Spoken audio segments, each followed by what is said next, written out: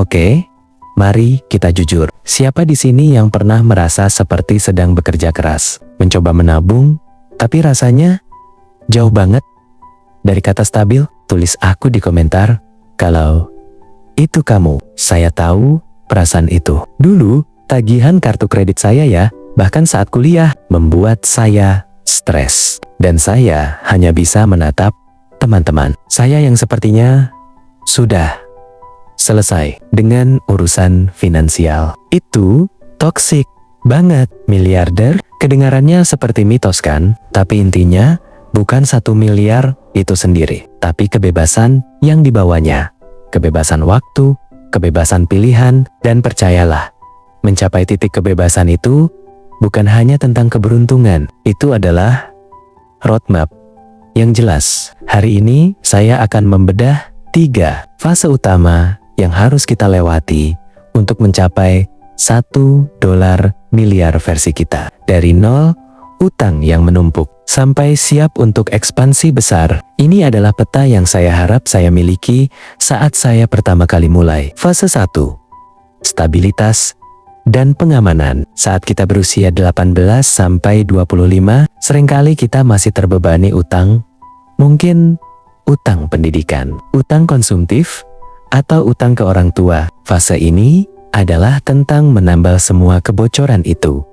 Ibarat kapal bocor, kita harus menambalnya sebelum berlayar ke laut lepas. Langkah 1, bukaan diafragma. Lunasi utang berbunga tinggi, terutama kartu kredit. Dengarkan ini, utang kartu kredit adalah musuh nomor 1 kebebasan finansial Anda. Bunga yang tinggi itu seperti lari di treadmill yang bergerak mundur, dan Anda tidak akan pernah menang. Contoh nyata, saya ingat saat saya akhirnya membayar lunas utang 1 juta saya. Malam itu, saya tidur jauh lebih nyenyak daripada malam manapun saat saya mendapat gaji pertama. Stres finansial, stres mental, itu adalah biaya nyata utang. Tindakan: fokus pada utang dengan bunga tertinggi. Metode debt avalanche. Potong pengeluaran yang tidak perlu seperti langganan yang tidak pernah Anda gunakan. Cek sekarang, berapa banyak langganan yang Anda buang-buang? Langkah 1, bit. Bangun dana darurat 3-6 bulan pengeluaran. Ini adalah jaring pengaman Anda. Jangan pernah menginvestasikan uang yang Anda butuhkan dalam 6 bulan ke depan. Mengapa ini penting? Jika Anda tiba-tiba sakit, atau kehilangan pekerjaan, atau laptop Anda rusak sebelum ujian akhir, Anda tidak akan menghancurkan investasi Anda. Ketenangan pikiran itu priceless. Ingat, tidak ada investasi yang boleh dimulai sebelum fase 1 selesai. Stabilitas adalah kuncinya. Saya ingin tahu langganan apa yang paling sering Anda lupakan dan akan Anda batalkan hari ini. Tulis di kolom komentar dan bantu teman-teman lain menemukan kebocoran mereka. Fase 2, pertumbuhan dan akumulasi. Fase ini adalah tentang memaksimalkan potensi penghasilan Anda dan membuat uang Anda bekerja keras untuk Anda. Langkah 2, bukaan diafragma. Tingkatkan nilai diri Anda, skill dan gaji. Anda adalah aset terbesar Anda. Di usia 20-an, waktu luang Anda adalah uang. Jangan sia-siakan. Jangan hanya bekerja keras, bekerja cerdas. Cari tahu, skill, apa yang diminati pasar misalnya. Copywriting, AI, coding, dan kuasai itu. Jadilah yang terbaik di bidang Anda. Negosiasi gaji, jangan pernah menerima tawaran pertama. Lakukan riset dan tahu value Anda. Setiap kenaikan gaji 10% sekarang akan bernilai ratusan ribu saat Anda pensiun. Ini leverage terbesar Anda. Langkah 2, bit.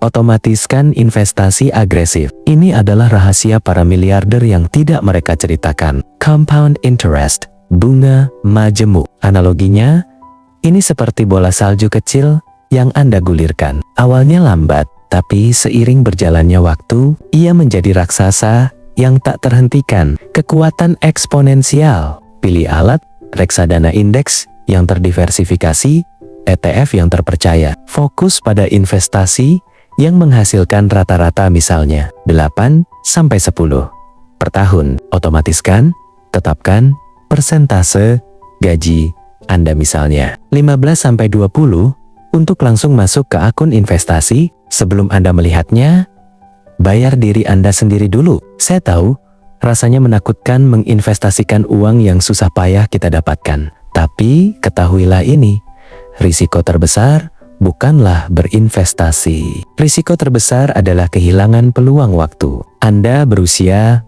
20 tahun, waktu adalah senjata rahasia Anda.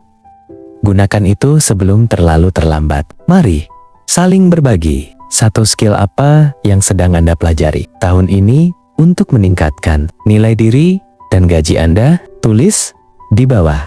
Fase 3. Ekspansi dan kebebasan. Pada titik ini, aset Anda sudah menghasilkan uang yang signifikan, mungkin cukup untuk membayar tagihan Anda. Fokus Anda bergeser dari mengumpulkan uang menjadi mempertahankan dan melipat gandakannya. Langkah 3. Bukaan diafragma.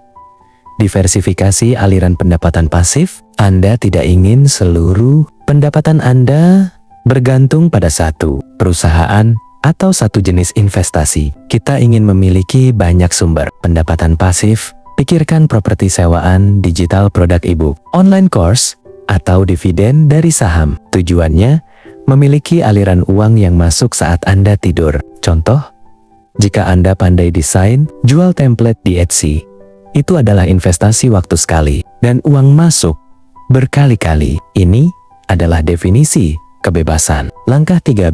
Beralih dari agresif menjadi konservatif perlindungan aset. Seiring berjalannya waktu, tujuan Anda berubah. Di usia 20-an, Anda bisa sangat agresif. Di usia 40-an, Anda lebih fokus pada perlindungan modal. Pindahkan aset, alihkan sebagian keuntungan Anda dari saham berisiko tinggi ke obligasi, emas, atau investasi yang lebih stabil. Penting. Ini bukan tentang mengejar $1 miliar lagi. Ini tentang mempertahankan gaya hidup dan kebebasan yang telah Anda bangun. Legacy Anda. Ini adalah tempat di mana Anda bisa berkata, saya bisa berhenti bekerja besok, dan saya baik-baik saja. Impian itu nyata. Jika Anda sudah mencapai kebebasan finansial, apa hal pertama yang akan Anda lakukan? Misalnya, bepergian, volunteer, atau memulai proyek baru? Tulis di komentar. Jadi, mari kita ringkas peta jalan ini. Ya, fase 1, stabilitas. Lunasi utang, bangun dana darurat, ketenangan pikiran. Fase 2, pertumbuhan. Tingkatkan skill, otomatiskan investasi. Peluang waktu. Fase 3, ekspansi. Diversifikasi pasif, lindungi aset, kebebasan penuh. Perjalanan ke $1 miliar atau versi kebebasan finansial Anda bukanlah lari cepat. Ini adalah maraton. Dan Anda tidak harus menyelesaikan semuanya hari ini. Ini yang saya ingin Anda lakukan malam ini. Tuliskan satu utang berbunga tinggi yang akan Anda lunasi terlebih dahulu. Atau satu langganan yang akan Anda batalkan untuk memulai dana darurat Anda. Ambil langkah kecil hari ini agar Anda tidak perlu mengambil lompatan raksasa besok. Mari kita naik level bersama. Jangan lupa like video ini jika Anda merasa termotivasi. Dan terakhir, beritahu saya di komentar, di fase mana Anda sebenarnya berada sekarang? Fase 1, 2, atau 3. Sampai jumpa di video berikutnya.